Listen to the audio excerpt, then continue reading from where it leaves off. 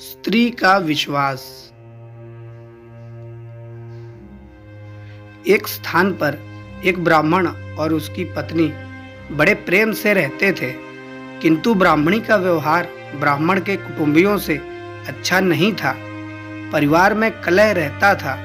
प्रतिदिन के कलह से मुक्ति पाने के लिए ब्राह्मण ने माँ बाप भाई बहन का साथ छोड़कर पत्नी को लेकर दूर देश में जाकर अकेले घर बसाकर रहने का निश्चय किया। यात्रा लंबी थी। जंगल में पहुंचने पर ब्राह्मणी को बहुत प्यास लगी। ब्राह्मण पानी लेने गया। पानी दूर था, देर लग गई। पानी लेकर वापस आया तो ब्राह्मणी को मरी पाया। ब्राह्मण बहुत व्याकुल होकर भगवान से प्रार्थना करने लगा। उसी समय आकाशवाणी हुई कि ब्राह्मण, यदि तू अपने प्राणों का आधा भाग इसे देना स्वीकार करे तो ब्राह्मणी जीवित हो जाएगी। ब्राह्मण ने यह स्वीकार कर लिया। ब्राह्मणी फिर जीवित हो गई। दोनों ने यात्रा शुरू कर दी। वहां से दूर एक नगर था। नगर के बारह में पहुंचकर ब्राह्मण ने कहा, प्रिय तुम यहीं ठहरो, मैं अभी भोजन लेकर आता हूँ। ब्राह्मण के जाने के बाद ब्राह्मणी अकेली रह गई।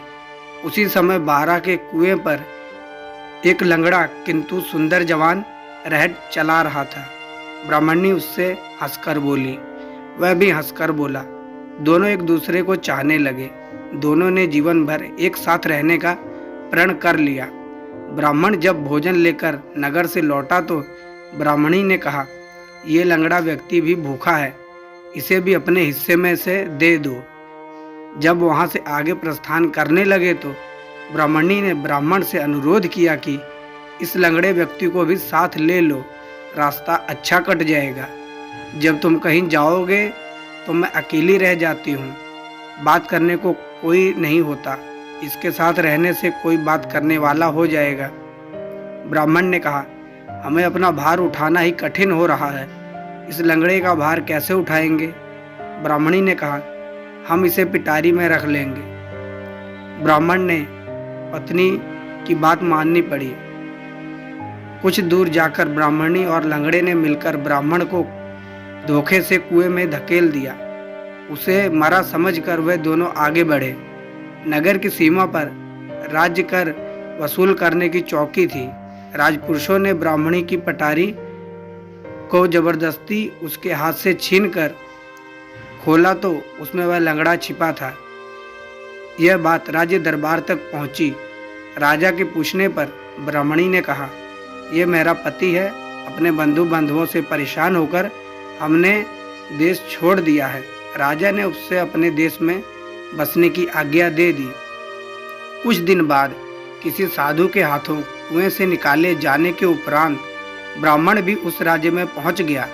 ब्राह्मणी ने जब उसे वहां देखा तो राजा से कहा कि यह मेरे पति का पुराना वैरी है, इसे यहाँ से निकाल दिया जाए या मरवा दिया जाए। राजा ने उसके वध की आज्ञा दे दी।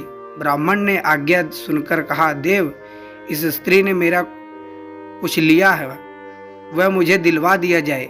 राजा ने ब्राह्मणी को कहा, देवी, तूने इसका जो कुछ लिया है सब दे दे। ब्राह्मणी बोली, मैंने कुछ भी नहीं लिया। ब्राह्मण ने याद दिलाया कि तूने मेरे प्राणों का आधा भाग लिया हुआ है, सभी देवता उसके साक्षी हैं। ब्राह्मणी ने देवताओं के भय से वह भाग वापस करने का वचन दे दिया, किंतु वचन देने के साथ ही वह मर गई। ब्राह्मण ने सारा वृतांत राजा को सुना दिया। तो ये थी कहानी स्त्री की। कहानी कैसी लगी कमेंट करके जरूर बताएं और वीडियो को लाइक कर दें और शेयर कर दें। चैनल पर नए हो सब्सक्राइब करना ना भूलें, बेल आइकन को प्रेस करके ओके।